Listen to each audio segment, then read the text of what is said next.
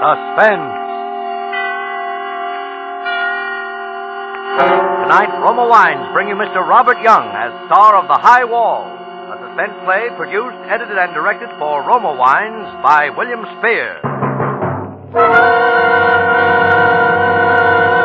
Suspense, radio's outstanding theater of thrills, is presented for your enjoyment by Roma Wines. That's R-O-M-A, Roma Wines. Those excellent California wines that can add so much pleasantness to the way you live, to your happiness in entertaining guests, to your enjoyment of everyday meals. Yes, right now a glassful would be very pleasant as Roma Wines bring you Robert Young in a remarkable tale of Suspense. I woke up in bed.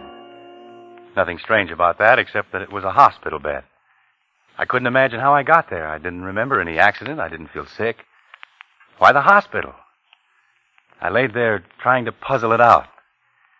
Last night was Christmas Eve. I was stopping at the Beacon Hotel in Boston. I was going to get up early this morning and go to Fitchburg and find Helen, my wife. After 3 years of separation, it would be nice to be with her again on Christmas Day.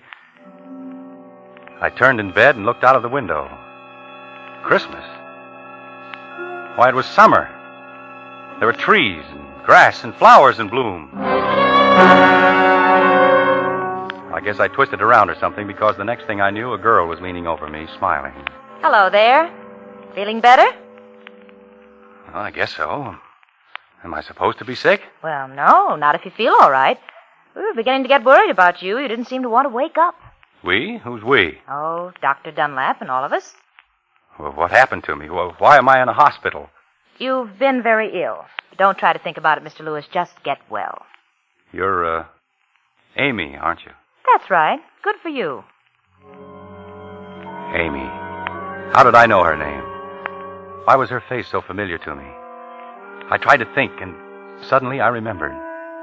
I'd been dreaming about her. In one dream, I was up to my neck in quicksand, and she was trying to save me. She was crying, and her tears fell on my face, and she kissed me. That would have to be a dream, wouldn't it? Still, as I looked up into her eyes, it seemed very real. I could almost feel her lips.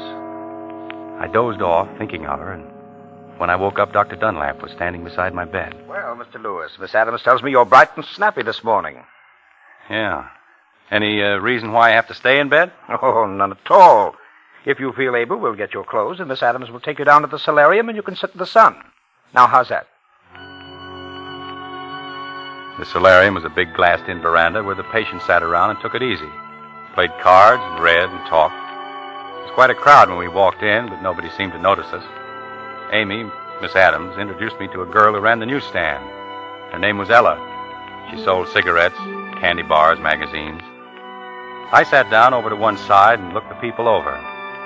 Nobody seemed very sick, but they said silly things and laughed a lot. One man acted like he was catching a ball and throwing it to second base. Then he'd argue with the umpire over a bad decision, and suddenly it hit me, like a smash in the face. This wasn't a hospital. It was an insane asylum. I jumped up, but Amy put her hand on my arm. Dr. Dunlap appeared out of nowhere and pushed me back into the chair. Easy, Mr. Lewis, easy now. Don't get excited. I'm not excited. I just found out where I am, that's all. Let's go up to your room and talk it over. Talk what over? I'm in the wrong place. Maybe I'm a little sick, but I've got all my buttons. Get me out of here. Mr. Lewis, please, you're making a disturbance. Go along with Miss Let loose. Adams. Doctor, I can manage. Then please do it. We'll have a riot here if he doesn't quiet down. Mr. Lewis, you don't want to get me into trouble, do you? We were getting along so nicely. When she put it that way, I let them take me out of there and up to my room. But then I put up an argument, demanded to see the head man. Amy backed me up, too. She said she was sure I was okay and didn't belong in such a place. Dr. Dunlap hit the ceiling. They had a battle with Pip. He slammed out of the room, and she had a fit of crying. But the net result was that I was taken to the office of Professor Bird, the man who ran the asylum. He was a strange little guy, with a head cocked to one side like he was listening to something nobody else could hear. Ah, Mr. Lewis, feeling better? Why does everyone ask me that? Yes, I feel great. Good. Do you remember me? Should I? Oh, not necessarily. What seems to be the trouble? You just made a mistake, that's all. Got the wrong fellow. I don't belong here. Well, that's strange. Your commitment papers seem to be in order. I don't care about that. Listen to me. Here, Oh. Mr. Lewis. Let's discuss this calmly. We're not in the habit of picking people off the streets haphazardly. Someone had to sign you in. Who was it, your parents? My folks have been dead for years. Your wife, perhaps? She doesn't know I'm back in America. Probably thinks I'm dead. Come on, Professor, stop stalling. You've got it all on that paper. Never mind this paper. Tell me about yourself. Were you in the war? No, they wouldn't take me. Blood pressure or something. I went to Burma for the International Oil Company. Oh? How was it in Burma? Pretty rugged. I was there for 3 years. I'd be there yet, only I fell in front of a bulldozer and got my leg crushed. They shipped me back to San Diego, thinking they'd have to cut it off. Well, fortunately, they didn't have to, huh? Did your wife know you were hurt? Funny you should ask that. No, she didn't. You see, we used to go to dances a lot. I see. You didn't fancy yourself with a crutch. Does anybody? But after you were discharged from the hospital in San Diego, did you communicate with her then? No, I wanted to surprise her. She thought I was still in Burma. I took a train for Boston, arrived on December 23rd, a Thursday. Yes. So I went home, looking for Helen. She wasn't there. Somebody else lived in the house. She'd sold it. Knocked me a twister. I was born in that house. My grandfather built it. And it was gone. Where was your wife? Helen? She was in Fitchburg, working in a defense plant. But I didn't find that out until I ran into an old pal of mine that night. He almost keeled over when he saw me because everybody thought I was dead. You know, not hearing from me for more than a year. And did you go to Fitchburg? See your wife? No, I didn't want to see her right then. Why not?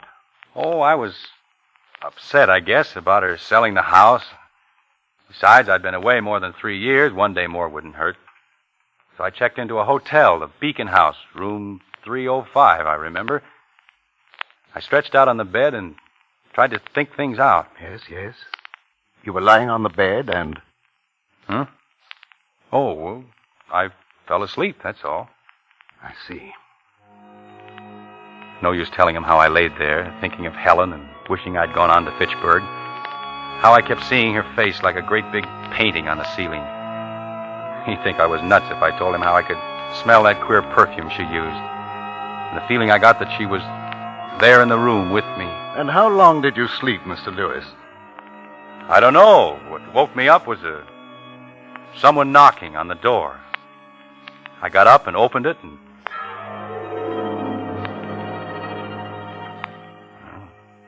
That's all I remember. Who was it at the door? I don't know. It's just like the lights went out. I don't remember a thing. Until I woke up here this morning. I see.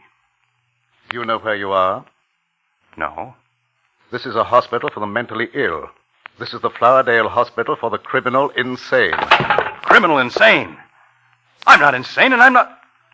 I've had a blackout, that's all. Does that make me a criminal? Oh, no, it's the other way around. The crime caused the blackout. Crime? What crime? What did I do? I can't tell you that. I'll say you can't. You've got the wrong man. And you're afraid to admit it. I wish that were true for your sake, Mr. Lewis. However, I attended your trial. The state called me as an authority on mental diseases. It was at my suggestion that you were sent here for treatment. How? How long do I have to stay? Until I'm convinced you are no longer a menace to society. All right. Give me a test. I'll get out of here in a hurry. I've just given you a test. And you failed badly. Why? Because I can't remember being in trouble? Well, that could happen to anyone. No, not in your case, Mr. Lewis. Your mind has drawn a certain a curtain across something it doesn't want to remember. The crime you committed is buried in your subconscious mind. Until you can remember everything that happened from the time you opened that door down to the present moment, I shall have to detain you. When you remember your crime and the reason you committed it, you can walk out of here a free man. But you're pretty sure I won't do it, aren't you? Okay, I'm going to fool you. Dr. Dunlap, Miss Adams, you're witnesses to what he said. Understand, Mr. Lewis, I'm interested in reasons. You'll get everything. You're a man of your word. I'll be on the street tomorrow. Come on, Miss Adams. Outside in the corridor, I felt so relieved, I threw my arms around Amy and gave her a big kiss. Then we walked hand in hand toward the stairway. We met a couple of nurses, and Amy stopped to talk to them. I walked back to Professor Bird's office and listened at the door. He and Dr. Dunlap were still talking about me. I heard them mention my name. I opened the door real easy so they wouldn't notice it. Why, he's been a walking zombie. He couldn't talk, had to be fed, bathed, and put to bed like a child. I'm really very encouraged. It wouldn't surprise me a bit if he recovered. Don't be absurd, Dunlap. Such cases never recover. You'll struggle a few weeks, try to remember, then chuck it. Oh, by the way, I think I ought to know. What did he do? Well, understand, I don't want it noised around. But you'd better tell his nurse that he's dangerous, especially when he thinks he smells perfume. Oh, yes. Yes, he did mention perfume. For your information alone, the man's a killer. Really? A rattlesnake. He strangled a woman with his hands, and he'll do it again. Here, read his history. That's all I heard, because Amy picked that moment to come and get me. But I'd heard enough to realize that something was terribly wrong. Me? A killer? Why, I never hurt anyone in my life. I'd been framed. Somebody had committed a murder and pinned it on me because I'd lost my memory and couldn't defend myself. The only way to get free was to recall everything that happened, every single thing from the moment I opened that door. What if I couldn't remember? What if I never remembered? It meant being kept here, locked up for life, for a crime I didn't commit. Nice spot for an innocent man.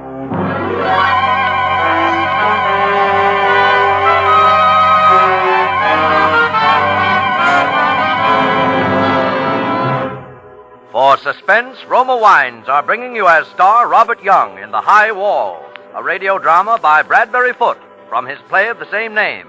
Roma Wines' presentation tonight in radio's outstanding theater of thrills, Suspense.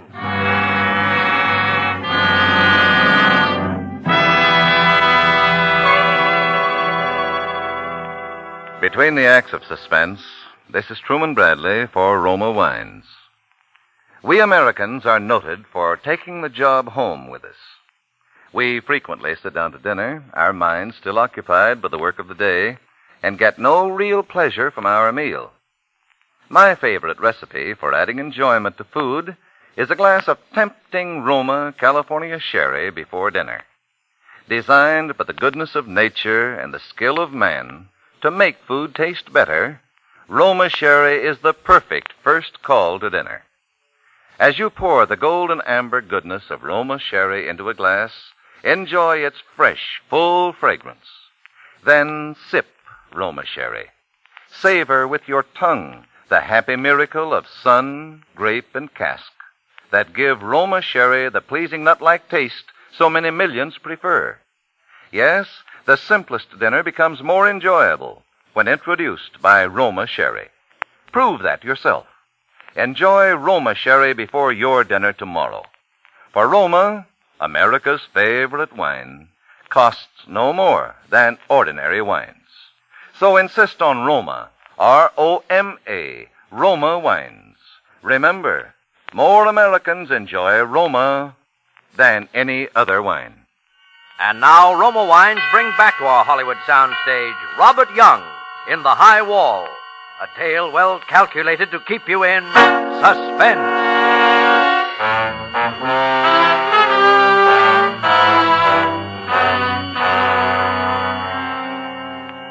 When I promised Professor Bird that I'd give him the whole story the next day, I was absolutely sure I could do it. But I couldn't. I couldn't remember a single thing that happened during that lost time. Absolutely blank I was. I racked my brain for a clue, lay awake nights torturing myself until I nearly had a nervous breakdown. Then, after about 3 months, I gave up. Just like Professor Bird said I would. Chucked it. When I did, a great feeling of relief came over me. It was like a heavy weight had been lifted off my chest. Amy noticed the change in me, and I told her the reason one night very late when she came in. She didn't like it a bit. Bob, no, you mustn't give up. Don't stop trying. Amy, there must be some easier way to get out of this place. Escape, you mean? You can't do it, Bob. There's a high wall Yeah. all over. Well, there is another way. A sure way. I can go out feet first. Feet for... Bob. Bob, you wouldn't do that. I'm not going to spend the rest of my natural life in this insane asylum. If there's no other way to escape, I'll go out, like I said, in a box. Suddenly, she was crying like a kid. Helen used to cry like that. It never struck me before, but Amy was a lot like Helen. As I watched her, it almost seemed like she was Helen. I guess I got a little mixed up because I put my arm around her and lifted her face up to mine. For a second, I seemed to be holding Helen. Then I got things straightened out in my mind. I stepped back. Sorry, Amy. I guess I got a little out of line. That's all right, Bob. I wouldn't want you to think I was, well, you know. No? Why not? Well, you're going to be Mrs. Dr. Dunlap. No, that's off, Bob. There's somebody else. Oh, who is it? She didn't answer. Didn't have to, I knew. She stood there looking like she expected me to do something about it, but I didn't. Then she beckoned to me and made a hush sign, and I followed her out of the room. The ward was quiet. Everyone was asleep. We tiptoed into the solarium and shut the door. I suppose you know this is liable to cost me my job. Look at that moon. Bob, you wouldn't really do anything to yourself, would you? Why not? I'm not doing myself or anyone else much good, locked up in this place. Bob, dying isn't the answer. Yes, it is, Amy. Dying is the answer to everything. Oh, Bob, don't talk like that. You know, in Burma once, in the jungle, I saw a snake right close to me. A king cobra it was. I stood perfectly still, hoping it hadn't seen me. I didn't breathe. Then finally I couldn't stand it anymore. I made a quick jump. But he got me. Right through the leg, here. It was a swell chance to die. But I didn't want to. I crawled through the jungle to a first aid station, and I managed to pull through. For what? I'd have been better off to die right there. Oh, no. I kept on talking like that, hardly knowing what I was saying, because I had a queer feeling that I was telling it to Helen and letting her know what I'd gone through for her. Helen always wanted security, and I went out there to get it for her. Those oil companies paid big money. Bob, if you could only remember who it was when you opened that door. Yeah. What's that perfume you're wearing? What? Perfume? You know we aren't allowed to use perfume. Funny, I could swear. Lean closer. Of course you are. It's that same stuff that... Go on. Why don't you? What? Kiss me. I want you to. Sorry to interrupt, but we do have rules here. Hold it, Dr. Dunlap. The light isn't necessary. Go to your room, Mr. Lewis. That's all right, but don't throw the hooks into Amy. It wasn't her fault. Never mind, Bob. I can defend myself. Go along. I knew she could handle him, so I went up to my room. Besides, I had something on my mind. While I was holding Amy in my arms, I had a vision, I guess you'd call it. I saw Helen. She was lying on the bed. The doctor was bending over her. The room was crowded with people. Everyone was tense, frightened. Then the doctor straightened up and said, "She's dead." Helen, my wife, was dead. I remembered it now, distinctly. But that was all. I couldn't remember how or why it happened. It was just like a photograph. Nothing led up to it, and what happened after was perfectly blank. But the fact that Helen was dead didn't seem like a surprise exactly. After a while, I heard Dr. Dunlap come up and lock me in. He hesitated outside the door like he wanted to come in and bawl me out. Then he went away. The next thing, Amy was shaking me, trying to wake me up. Bob. Huh? What's the matter? We're sunk, Bob. He was furious. I'm discharged, and you're going to be put in another ward. By the louse, he can't get away with it. Listen. Shh. I know how you can escape. What? How? Ella quit her job. She's leaving in the morning. Her car will be parked in the driveway outside the solarium. All you have to do is get in the car, lie down on the floor, and pull a rug over you. Oh, Amy, that's screwy. How would I get outside? The solarium door is always locked. That's it. Ella's going to unlock it before she turns in her keys. Yeah? But I'd be seen. No, they'll all be in church. It's Sunday, Bob. Oh. The minute they start to sing, open the door and slip out. Oh, Bob, it's the chance of a lifetime. Ella leaving makes it easy. She'll drive right through the front gate and they won't even stop her. Oh, Bob, say you'll do it. I can't go away and leave you here. Well, what did I have to lose? Besides, she started to cry and carry on, so I said, all right. And the funny part of it was, it did work. I'll bet we were 50 miles from the asylum before they knew I was missing. Ella picked up Amy at the edge of town, then hit for the open road.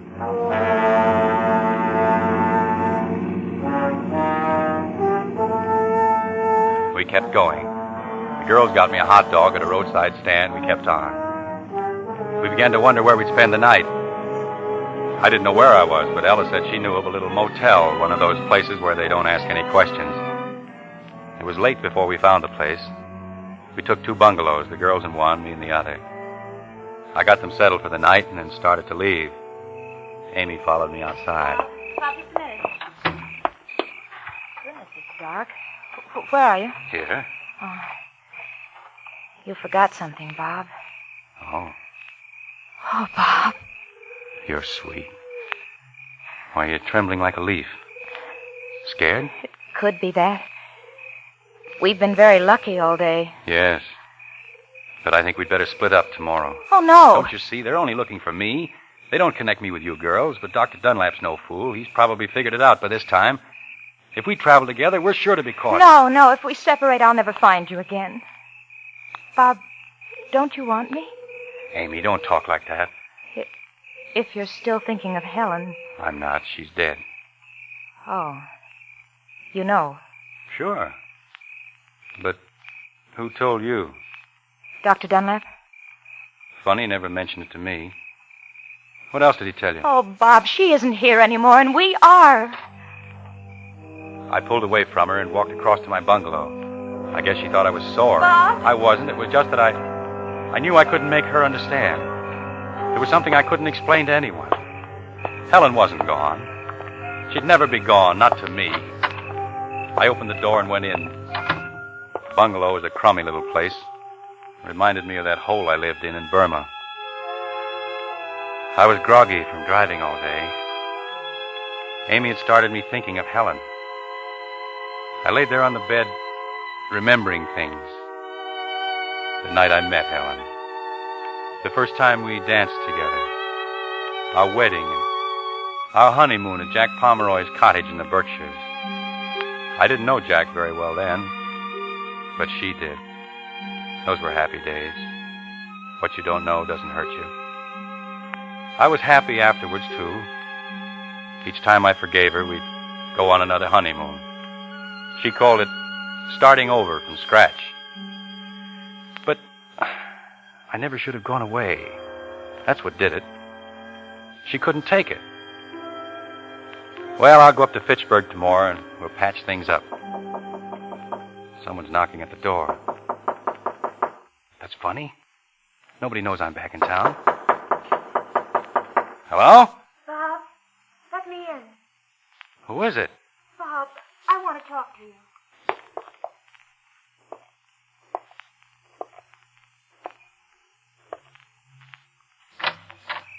Well, I'll be...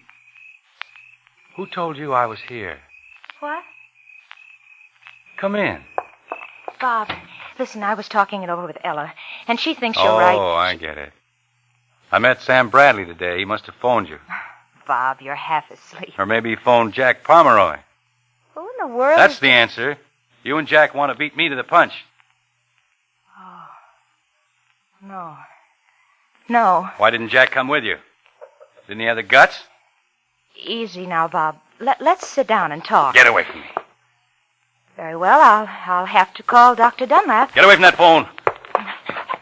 Sit down. Better sit down. Ah. Merry Christmas, Helen. So, that's it. All right. I'm sitting. Who did you say you'd call? Dr. Dunlap. Is that a new one? Or Dr. Hoffman. He'll give you a nice cold bath. That's supposed to be funny. What do you want here, anyway? Well, you've been sick. I thought you might need me. Need you? I never needed you. I know it now. All right. Then maybe I need you. And that's a lie. Because I happen to know what the score is. Sam Bradley told me. What about my home? Somebody else is living in it. What a rotten deal. I'm fighting snakes and mud and slime, sweating it out in swill piles and wondering if I'll ever see daylight again. And you're here in Boston having the time of your life on my money. You didn't want me to come back. But me, like a fool, I used to drop off to sleep thinking of you. And then pick you up in my dream. I could hear you laugh. See you dancing. Smell the perfume in your hair. I'd talk to you and you answered me. We planned things we'd do when I got back. And all the time you were hoping I'd never come back.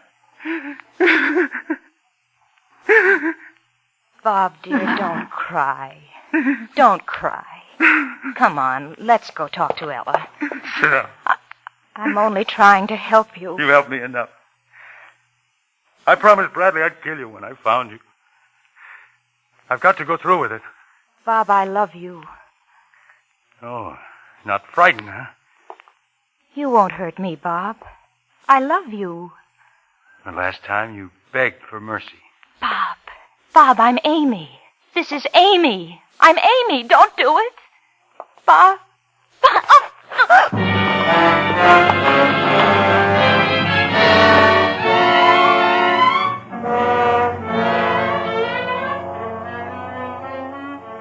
I was pressing my fingers into her throat. She died game this time. Didn't kick or make much of a struggle like she did before. It was almost like she wanted me to do it. And yet, as long as she lasted, she seemed to be begging me with her eyes not to do it. It didn't take long. Then she went limp, and I let her fall to the floor.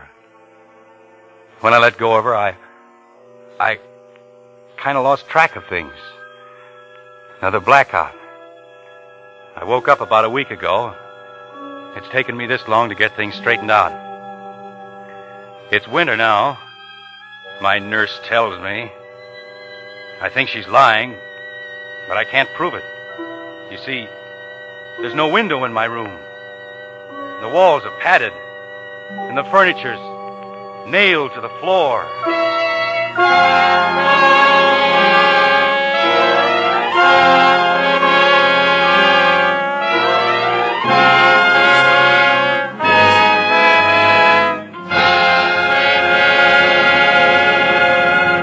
Suspense. Presented by Roma Wines, R-O-M-A, made in California for enjoyment throughout the world. This is Truman Bradley for Roma Wines. The easiest way I know for a woman to win compliments for her cooking is to serve Roma California Burgundy regularly with meals. The tempting fragrance and robust taste of red Roma Burgundy harmonize perfectly with a juicy steak, oven-browned roast, or sizzling chop. And you just don't know how delicious spaghetti or hamburger can be until you enjoy these savory dishes with good Roma Burgundy. For Roma Burgundy brings out the full, rich flavor of hearty foods, makes dining more enjoyable, more friendly. Try Roma Burgundy with your dinner tomorrow.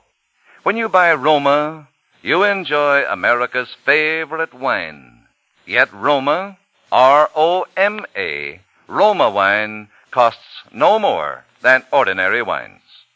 And may I suggest Roma California Champagne as the perfect touch of smartness for bridal shower or reception? Roma Champagne is ideal, too, as a going-away gift for the bridal couple. Robert Young may soon be seen in the Hal Wallace Paramount production, The Searching Wind. Next Thursday, same time, Roma Wines will bring you Hume Cronin as star of Suspense, radio's outstanding theater of thrills. Produced by William Spear for the Roma Wine Company of Fresno, California. This is CBS, the Columbia Broadcasting System.